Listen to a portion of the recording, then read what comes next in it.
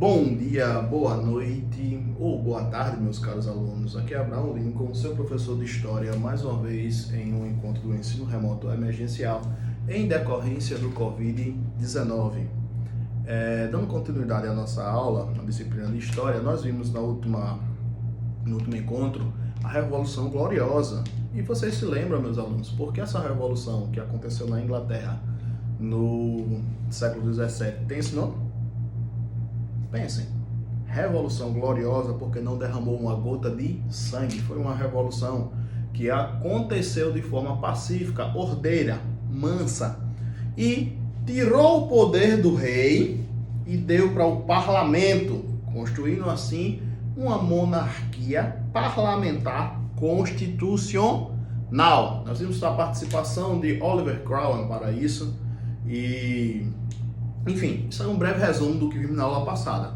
A aula de hoje a gente vai falar um pouco mais, a gente vai além, vai dar continuidade ao nosso ensino. Vamos falar da industrialização na Inglaterra. A Inglaterra, meus caros alunos, como vocês vão ver hoje, ela foi o berço, ela foi o lugar onde nasceu a Revolução Industrial.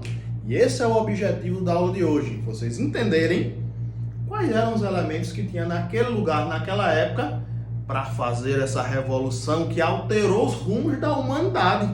E tem reflexos até os dias de hoje, teve começo lá na Inglaterra. Antes de mais nada, a gente já entendeu que a Revolução Inglesa aconteceu porque o poder passou do rei para o parlamento. Na Inglaterra, o rei não manda em praticamente nada, ele tem um poder meramente simbólico e serve para receber, para ciceronear, para servir tradicionalmente a Inglaterra. Quem manda de fato no país é o parlamento, mais especificamente na pessoa do primeiro-ministro. Dando continuidade ao ensino, o que é que aconteceu no século XVII lá? O que cargas d'água foi essa Revolução Industrial?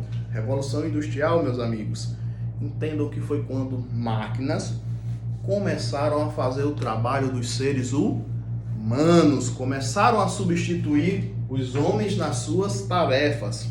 E as máquinas, temos que admitir, levam algumas vantagens em algumas tarefas quando comparado com o ser humano.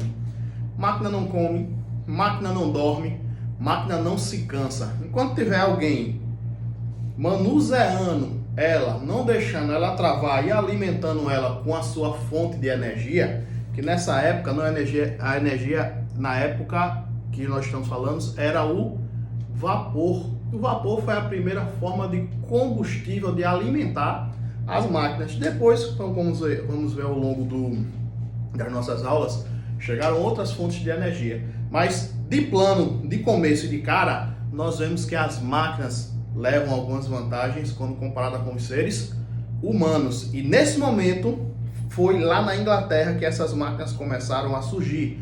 A Inglaterra era um forte lugar que tinha tecidos, a indústria têxtil. Têxtil são a indústria de tecidos, de algodão, de transformação de roupas, que produzem em quantidade enorme, e foi este nicho, neste lugar, que aconteceu a primeira revolução industrial. A Inglaterra, ela foi marcada pelo seu pioneirismo. O que é pioneirismo?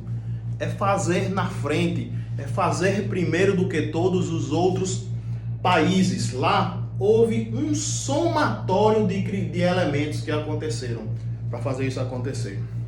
Primeiro, quem mandava lá era o parlamento, não era o rei. Então, isso já facilitou muito a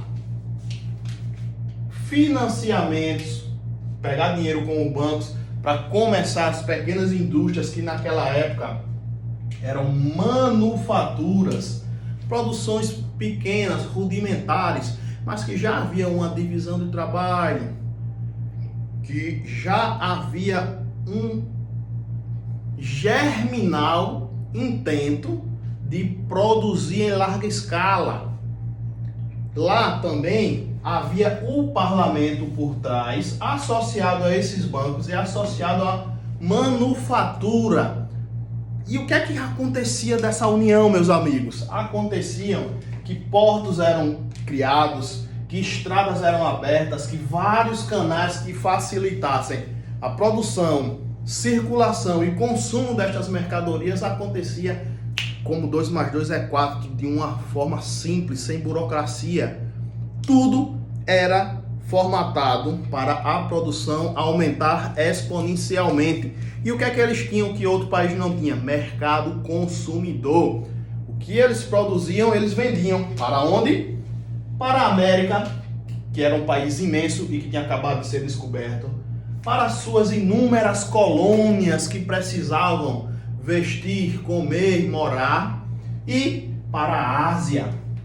Esses 3 mercados foram abarrotados de mercadorias provenientes da Inglaterra, provenientes da Revolução Industrial, provenientes deste período. Se vocês entenderam isso, por mim, eu já dou por encerrada a aula. Por derradeiro, eu quero que vocês entendam que não era à toa que a Inglaterra tinha a maior marinha mercante e tinha o maior poder militar marítimo daquela época, porque elas precisavam defender as suas rotas navais, as suas rotas marítimas de saqueadores, de oportunistas, de outras nações que queriam tomar esse poder político, econômico, que quem arvorou para si, quem tomou para si foi a Inglaterra. Aqui eu dou por encerrada a aula, sejam abençoados, fiquem com Deus, respondam o exercício no Google Forms abaixo e até o nosso próximo encontro.